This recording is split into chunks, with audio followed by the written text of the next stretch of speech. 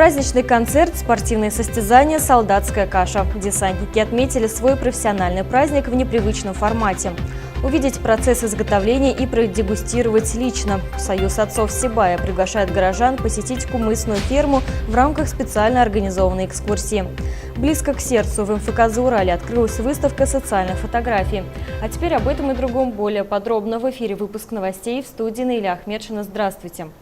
Накануне в Сибае десантники отметили свой профессиональный праздник День ВДВ. В этом году так называемая крылатая пехота отмечала 87-ю годовщину со дня образования этих элитных войск. Утром состоялся митинг, ну а вечером программа празднования продолжилась на стадионе «Труд».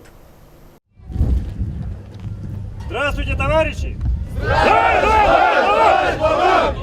Поздравляю с Днем воздушно-десантных войск России! Ура! Восторженные лица, радостные встречи товарищей. В Сибае впервые День ВДВ был проведен не в привычной для всех обстановке. В этом году отмечающие свой профессиональный праздник разместились на стадионе «Труд». Там прошли праздничный концерт и спортивная программа. Вначале с приветственным словом к крылатой пехоте обратились представители депутатского корпуса Сибая и администрации города. Очень приятно, что вместе с вами сегодня на вашей площадке работают и наши юные жители. Посмотрите, какие у нас представители юной армии, кадеты, какие у нас замечательные растут. Я думаю, что вы для них должны стать примером. Всему, что вас научили, пожалуйста, передайте нашим детям. И пусть все те знания, которые вы им передаете, пусть это у них останется и никогда в жизни не пригодится, потому что над нами мы хотим все, чтобы было мирное голубое небо. Всем вам, вашим семьям счастья, благополучия, удачи. Пусть у вас всегда все будет хорошо. Ну и с праздником вас! Для голубых беретов была организована полоса препятствий, чтобы любой десантник смог показать свою хорошую физическую подготовку, которую не растратил спустя годы после службы.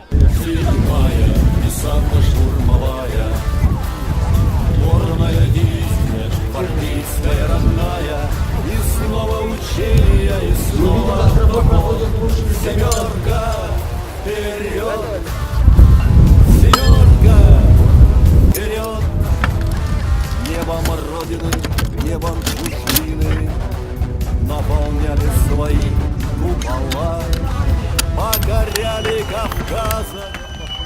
Не уступали в силе и воспитанники военно-патриотического клуба «Пламя». Они показали, что готовы достойно принять все тяготы службы на себя и точно так же защищать Родину, как это когда-то делало старшее поколение. И снова учения, и снова поклон. Семерка, вперед!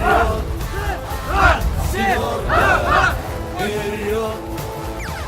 Наше мужество, честь и отвагу закалили в тяжелых боях.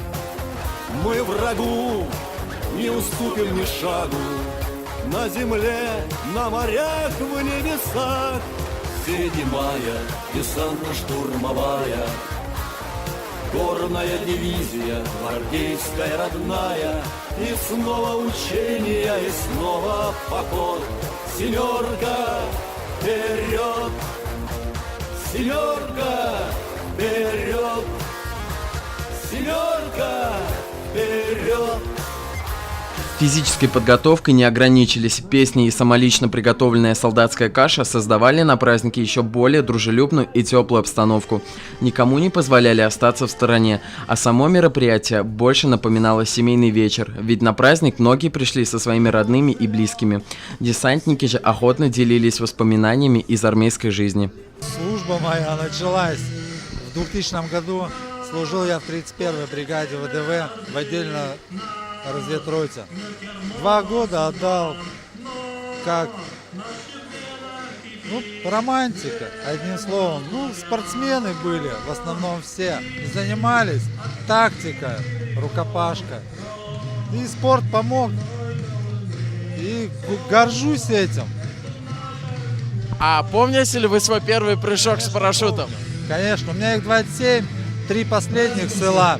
Это просто не описать, не рассказать. Это такое, не сравнится ни с чем, особенно села. Слушай, а ты помнишь свой первый прыжок с парашютом? Да, помню. Какие были ощущения? Ну, непонятно, если честно. Это было просто мгновенно, быстро прыгнул, все, приземлился, упал, о, фига себе, я живой, все. Второй прыжок уже был более интересный, когда ты уже как бы ощущал то, что там попа так меньше становится и страшнее. Все, а дальше уже привычно. Но первый не особо запомнился.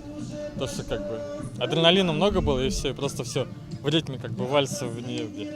Все зрители получили от концерта только положительные эмоции. Многие поддержали такой формат празднования Дня ВДВ. Нам очень это нравится, да. Ну, побольше бы таких праздников, замечательно. Очень приятно присутствовать на празднике, потому что любой род войск, это что десант, что вот недавно отмечали ВМФ, это все составляющие нашей армии. И, конечно же, мы должны гордиться своей армией, поддерживать свою армию. Очень нравится мне. Только мало почему-то нас ВДВшников сюда пришло. Раньше что-то их много было, ездило по Чебаю. А почему так? Ну, потому что, видимо, еще рабочий день, поэтому так. Видите, люди тоже так же. А в принципе, надо почаще патриотическим заниматься. Но только еще больше развивать надо, чтобы молодежь привлекать надо, которые служили и не служили. Любых родов войск надо организовать вот такие праздники, чтобы патриотизм поднимать молодежи. Празднование Дня ВДВ прошло спокойно и оставило после себя только приятные воспоминания. Горожане выражают надежду, что такое начинание станет доброй традицией и не только для десантников, но и для других родов войск. Антон Шерстнев, Олег Кадыров, Любовь Карпова, телекомпания СТВ.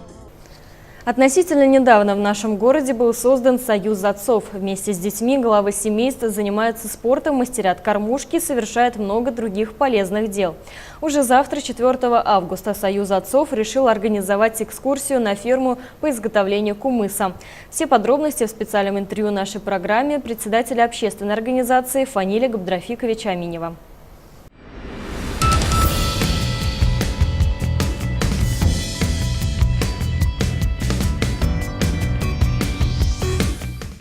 Уже в течение года проводим очень много мероприятий. В основном на спортивной тематике у нас были. В 13-й школе посмотрели, как тренируются теннисисты. Многие родители своих детей привели именно в теннис. Там, когда папа и сын Лежневы, они занимаются с детьми и доводят высоким показателям, результатам. Были в Ледовом дворце спорта, катались. Были в 8-й школе, проводили спартакиаду, в 10-й. Потом в детских садах. А завтра мы решили именно провести мероприятие в Кумызном, в сторону Туркменова. Как делается этот очень хороший, такой очень нужный напиток. Как говорится, чтобы дети и родители занимались спортом, это как раз здоровый образ жизни. Поэтому мы хотели просто показать, как это делается, и попробовать, и увидеть, что делает кумыс с людьми, которые действительно любят этот прекрасный напиток. Поэтому, уважаемые сибайцы, гости города, кто желает посетить, где делается кумыс, мы завтра 2 часа, Центр детского творчества, собираемся и едем на это прекрасное мероприятие. Мы решили так, у каждого есть свой транспорт, поэтому, я думаю, те родители, которые хотят, чтобы и дети были, пожалуйста, дети, там, может, супругу взять, своих друзей, просто посмотреть.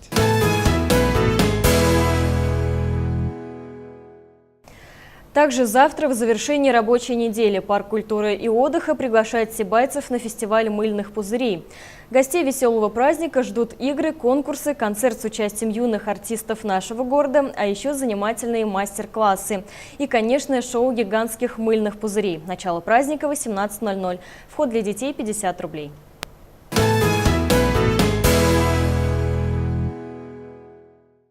Сибайское общество инвалидов – общественная организация, призванная объединить людей волею судьбы, оказавшихся в непростой жизненной ситуации и имеющих определенные проблемы со здоровьем. Ежедневно с разными проблемами к специалистам общества обращается немало людей, надеющихся на защиту и отстаивание их прав. Между тем и среди самих сотрудников встречаются люди, чья история может служить вдохновляющим примером стойкости и несгибаемости человеческого характера перед жизненной ситуацией. Герой нашего сюжета Азамат Хананович Сырлыбаев возглавляет бухгалтерский отдел городского общества инвалидов.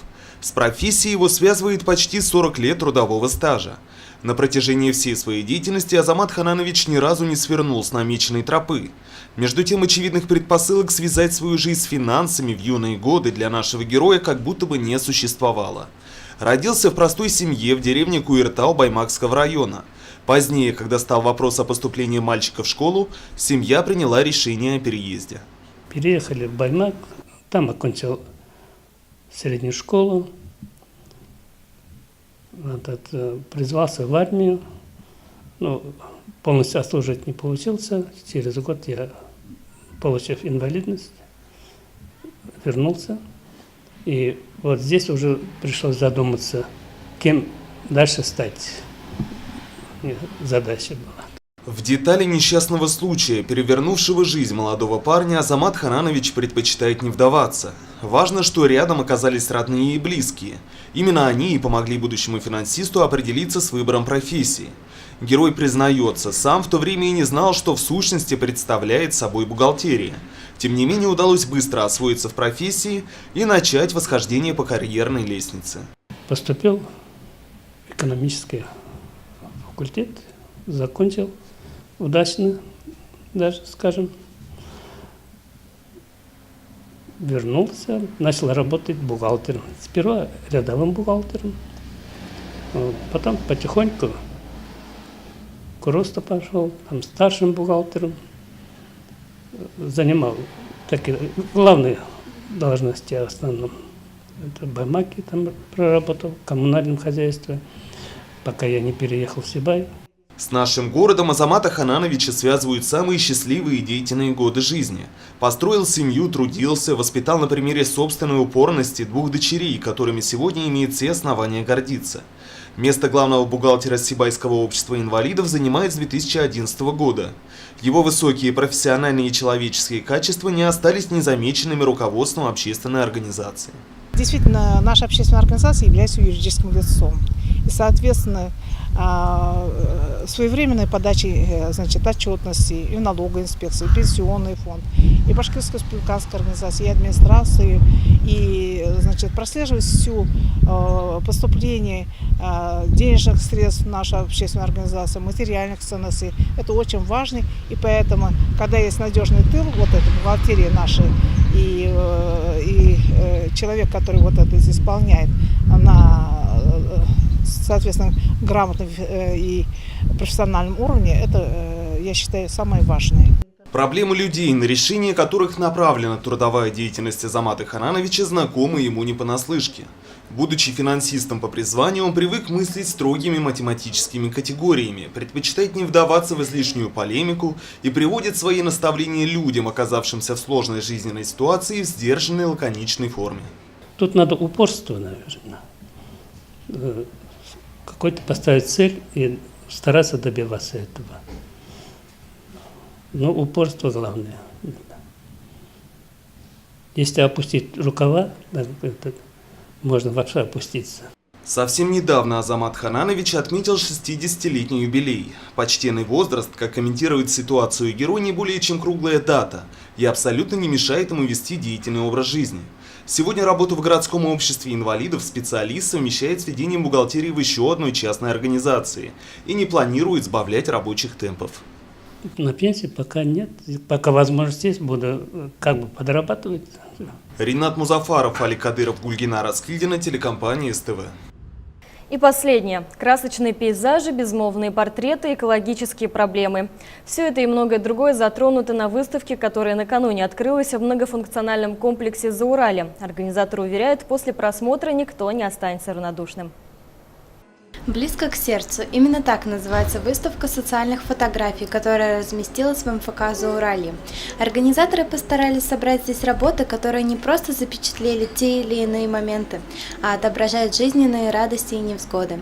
Так есть снимки природы, детей, ветеранов и спортивных мероприятий. Здесь представлены труды разных фотографов. Кто-то любитель, кто-то профессионал. Но им всем удалось четко показать эмоции и красоту, как природы, так и людей. Фотографии для проекта «Близко к сердцу» отбирало большое количество людей из состава жюри. В течение года они просмотрели более 1000 работ и выбрали самые лучшие. Всего выставка состоит из более чем 70 фотографий, сделаны 37 фотографами. Вдохновляет многое. Это как и фильмы, так и природа, так и люди. В общем, все, что окружает меня. Выставка социальных фотографий впервые была организована в 2012 году, а с 2014 она путешествует по городам России. Ежегодно фотографии меняются, каждый раз затрагивая новые темы нашей жизни. Но неизменной остается сама суть. Проект всегда благотворительный, и в рамках него проходят различные акции. На этот раз организаторы поддержали республиканскую акцию «Помоги собраться в школу», сбор макулатуры и пожертвования для лечения детей. Данный проект направлен на то, чтобы люди с помощью фотографий смогли прикоснуться к социально значимым моментам, проблемам нашей республики, России в целом. Здесь представлены различные тематики. Это и дети, это экология, что очень немаловажно в год экологии. Это и люди пенсионного возраста, спорт, здоровье, культура. То есть организаторы попытались охватить все стороны нашей жизни. В МФК «Зауралье» выставка пробудет до 20 августа. На протяжении этих дней каждый может посетить ее совершенно бесплатно. После этого она переместится в торговый комплекс «Аструм», а затем продолжит свой путь по другим городам Башкортостана. Александра Половнева, Алик Кадыров, Гульгина Раскильдина, телекомпания СТВ. Такими были новости четверга. Самую актуальную информацию вы всегда можете посмотреть на нашем официальном сайте sibaytv.ru. Кроме того, свои новости, вопросы или пожелания вы также можете сообщать на сотовый телефон службы новостей 8 927 303 43 43, либо писать сообщения в Вайбере и WhatsApp. Связь доступна в рабочее время. На этом все. В студии работала Наиля Ахмедшина. Удачи, до встречи в эфире.